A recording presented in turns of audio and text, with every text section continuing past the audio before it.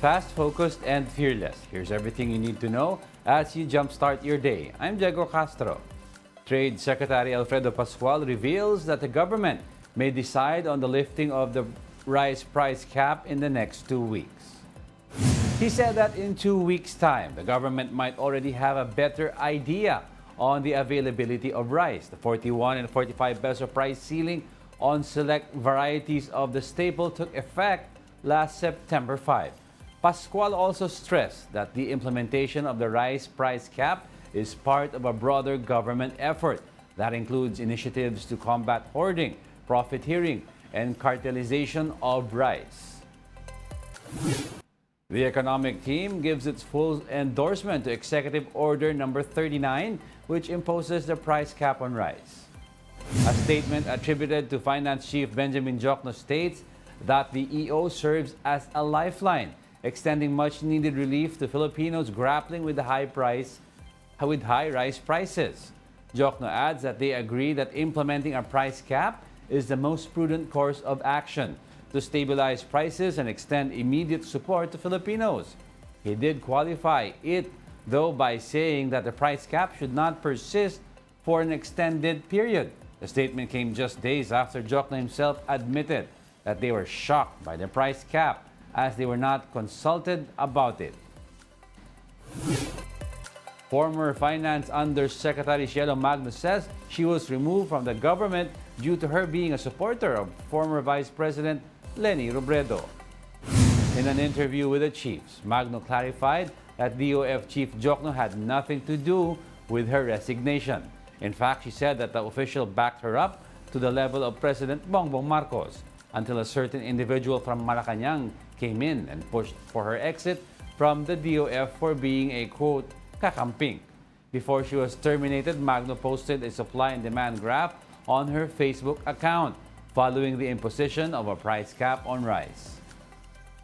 I was asked to resign because I posted something in Facebook by Secretary Jokno with an instruction from Malacanang. He showed me a text message from Malacanang. It wasn't initiated by him. Yeah. There was an July of this year, he was already asked to remove me. Yes, so he was asked to remove me because of being kakamping. And I knew that Secretary Jokno talked to the President to explain that I'm helping him with all the reforms that we are doing at the DOF. We'll be back with more stories after the break. Keep it here on One News.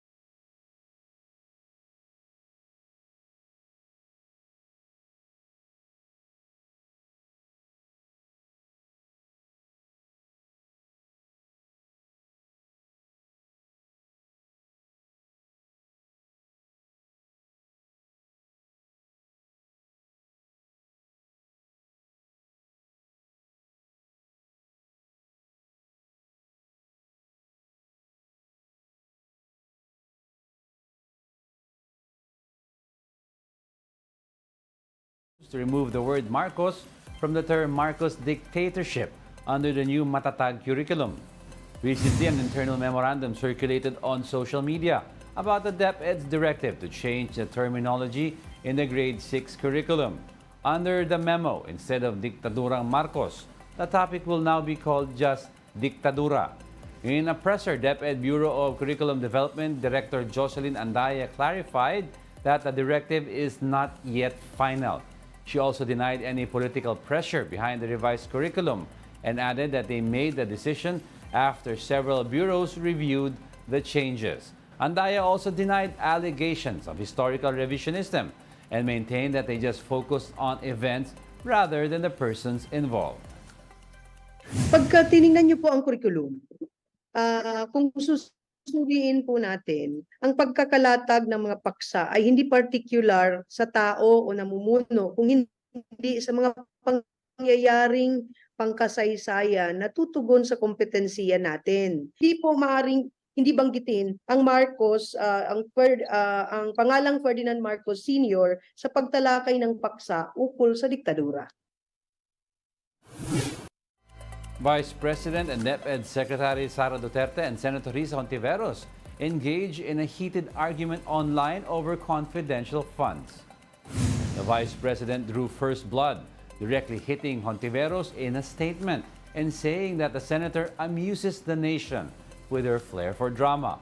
Duterte also said that Hontiveros could, quote, only wish that the 2022 confidential funds of the OVP was accessed illegally. The Vice President added, quote, it's a shame they still cannot produce any proof to support their dirty imagination. The indignity they have caused Congress and the Senate should be enough for us not to give them serious attention. In response, Senator Hontiveros said that if the Vice President was so confident about those confidential funds, then she should be able to defend them publicly.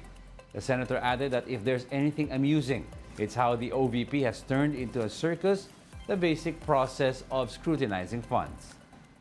Akala ko ba, VP Sara, the OVP can live without confidential funds? Bakit parang pinapawisan na yata kayo dyan? Budget hearing pa lang. Lahat naman ng ahensya naglalabas ng proposed budget. Hindi kayo special. Napakababa na yata ng standards ng OVP. Gagawin mo lang ang trabaho mo, amusing na agad. Trabaho lang, walang drama. Social media personality Mickey Bustos discovers a new ant species right in his own backyard. Bustos told a big story that he found a red and black ant with peach fuzz and spines on its back. He sent specimens to the UP Los Baños and learned that the species had not yet been known to exist in the Philippines. This led to the geographical scientific discovery of Meranopulus bicolor, also known as the bicolored shield ant. Bustos was credited for the discovery, as the ant becomes the 555th ant species documented in the country. Meranopulus bicolor was the 555th species of ant. So there's more than just red, black, big, and small. We're always discovering more, and there aren't enough ant scientists out there looking. So for sure, we must have 1,000, something even greater than 1,000 species. The Philippines happens to be an ant species diversity hub. So biodiverse, the Philippines. And that's it for this hour. Join us again at 9 a.m. as we continue to monitor the day's biggest stories. I'm Diego Castro. We are One News. All sides, all the time.